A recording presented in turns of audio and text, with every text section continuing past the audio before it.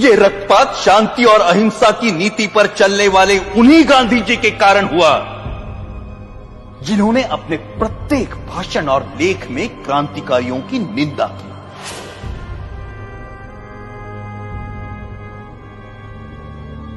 जब गांधी जी के प्रचंड विरोध के बावजूद भी मार्च 1931 के वार्षिक अधिवेशन में कांग्रेस ने भगत सिंह के साहस की प्रशंसा में प्रस्ताव पारित किया, तब गांधी जी अपनी इस पराजय को नहीं भूले और कुछ महीने भीतर जब मुंबई के गवर्नर पर गोली चली तो गांधी जी ने उसका कारण भगत सिंह की प्रशंसा में पारित इस प्रस्ताव को ही बताया।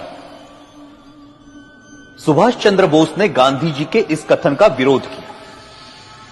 परिणाम स्वरूप गांधी जी सुभाष बोस को भी अपना शत्रु समझने लगे। Our struggle is no doubt a non-violent struggle, but even a non-violent struggle demands an army, an organization, and a machinery. और उनका कांग्रेस अध्यक्ष चुने जाने पर गांधी जी ने कहा कि सुभाष की जीत गांधी की हार है। जब तक उन्हें कांग्रेस अध्यक्ष की गद्दी से नहीं उतारा गया तब तक उनका क्रोध शांत नहीं हुआ। जो लोग कहते हैं कि मात्र गांधी जी के परिश्रम से हमें आजादी मिली, वो एक झूठा इतिहास लिखना चाहते हैं। जब तक देशभक्त क्रांतिकारियों के बलिदान को अंधेरे में रखा जाएगा तब तक हमारी आने वाली पीढ़ियां इतिहास के सवेरे से वंचित रहेंगी। Order order. 1947 की सर्दियों में हिंदू मुस्लिम एकता के लिए गांधी जी ने जो आमरण अनशन रखा था, उसे तोड़ने के लिए जो पहली शर्त उन्होंने रखी थी वो ये थी कि दिल्ली की मस्जिदों में शरण लिए हुए हिंदू और सिख शरणार्थियों को मस्जिदों से बाहर निकाला जाए और मस्जिदें मुसलमानों को सौंप दी जाए। सरकार गांधी के अनशन के सामने घुटने टेकने पर मजबूर हुई और जिस दिन गांधी जी ने अनशन तोड़ा उस दिन वर्षा भी हो रही थी।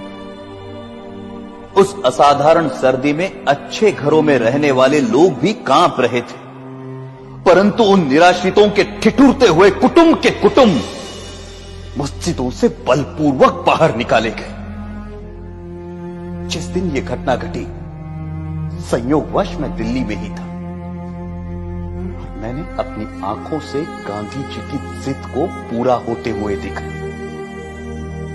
कड़ाके की सर्दी और वर्षा में कपकपाते हुए वो लोग बिरला हाउस पहुंचे। वहां उन्होंने नारे लगाए, गांधी जी हमें शरण दो, गांधी जी हमें शरण दो। परंतु उस भव्य भवन में रह रहे गांधी जी तक उन निराश्रितों की पुकार नहीं पहुंची।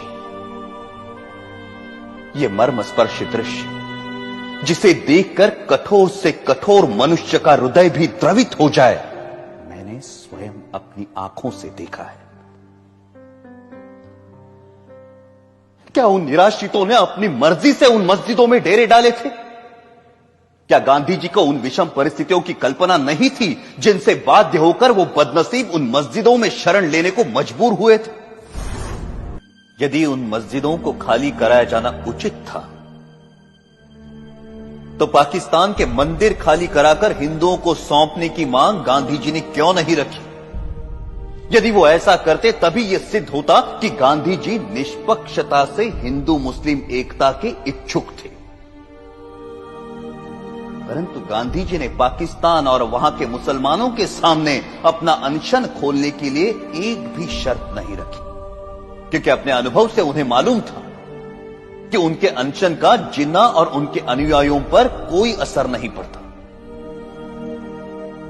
गांधी जी ने अपने अनशन से भारत सरकार द्वारा पाकिस्तान सरकार को 55 करोड़ रुपए ना देने के निर्णय को भी पलटवाया, जबकि उन्हें भली भांति पता था कि इस रकम का प्रयोग पाकिस्तान भारत के विरुद्ध चल रहे युद्ध में अपनी विजय के लिए करेगा। वो अनेकों बार जिन्ना से मिलने गए और सदा उन्हें जिन्ना भाई अथवा कायदे आजम कहकर संबोधित किया।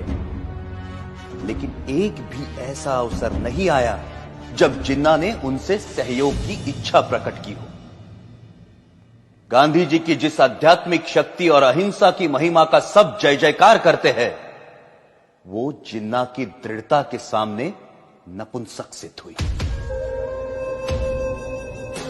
जब गांधी जी को यह दिखाई दे चुका था कि वो अपनी आध्यात्मिक शक्ति से जिन्ना को प्रभावित नहीं कर सकते, तो उन्हें अपनी नीति का पुनर्मूल्यांकन करते हुए किसी दूसरे नेता को जिन्ना और मुस्लिम लीग से निपटने का कार्य सौंप देना चाहिए था।